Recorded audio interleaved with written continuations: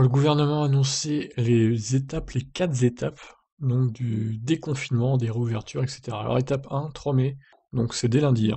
Couvre-feu maintenu à 19h, télétravail maintenu, statu quo sur les commerces, réouverture des collèges avec une demi-jauge pour les classes de 4e et 3e, réouverture des lycées en demi-jauge. Fin de l'attestation pour les déplacements en journée, donc il n'y a plus la limite des 10 km non plus, levée des restrictions pour les déplacements interrégionaux. Ça, c'est déjà une bonne nouvelle. Alors, étape 2, du coup, 19 mai, 16 jours après. Couvre-feu décalé à 21h dès le 19 mai. Télétravail maintenu, réouverture des commerces, réouverture des terrasses, table de 6 personnes maximum. Réouverture des musées, donc, monuments, cinéma, théâtre, salle de spectacle avec public assis, 800 intérieurs, 1000 extérieurs. Donc les cinémas sont toujours pour réouvrir le 19 mai, hein, pour l'instant. Réouverture des établissements sportifs en plein air et couverts pour les spectateurs. Donc c'est bien précisé, la petite étoile, les réouvertures sont conditionnées au respect de jauges et protocoles adaptés à chaque lieu et activité. Reprise des activités sportives dans les lieux couverts et de plein air avec protocole adapté, rassemblement de plus de 10 personnes interdit. Ok, ensuite, 9 juin, ça fait 2 semaines après encore, 3 semaines après même. Couvre-feu à 23h, assouplissement du télétravail, rouverture des cafés et restaurants, table de 6 personnes maximum.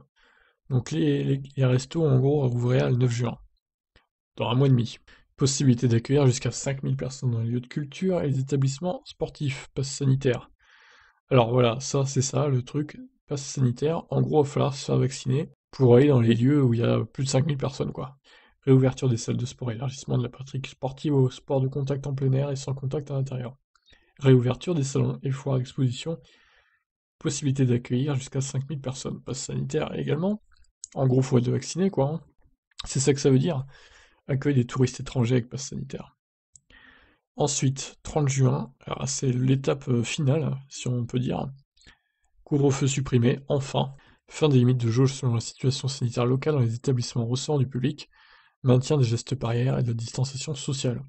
Possibilité d'accéder à tout événement rassemblant plus de 1000 personnes en extérieur et en intérieur, avec un vaccin. Limite maximale de public présent, adaptée aux événements et à la situation sanitaire locale. Les discothèques, par contre, ne réouvriront pas, pour l'instant. C'est vraiment eux qui prennent cher, hein. Ça fait 1 an et demi hein, que les discothèques sont fermées, c'est incroyable. Je pense qu'il n'y aura plus aucune discothèque hein, dans les mois qui viennent. Ils vont tous faire faillite, hein. Bon, ça va être un massacre. Bah, écoutez, voilà. Alors tout ça évidemment est conditionné sur le fait que le Covid se maintienne à peu près 30 000 cas par jour, hein. C'est à peu près ça cette semaine aussi. Sous réserve aussi que le variant indien n'arrive pas et explose tout niveau contamination et dangerosité. Parce que je rappelle hein, que l'Inde, c'est un carnage en ce moment. Ils annoncent plus de 350 000 cas par jour, et selon les chiffres, ça serait multiplié par 10, la réalité. Donc c'est 3 millions de cas hein, par jour en fait.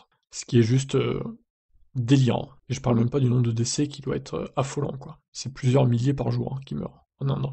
Voilà, donc sur ces bonnes nouvelles, entre guillemets, je vous laisse commenter donc le calendrier de réouverture, l'agenda des réouvertures, comme ils appellent ça. Allez, ciao.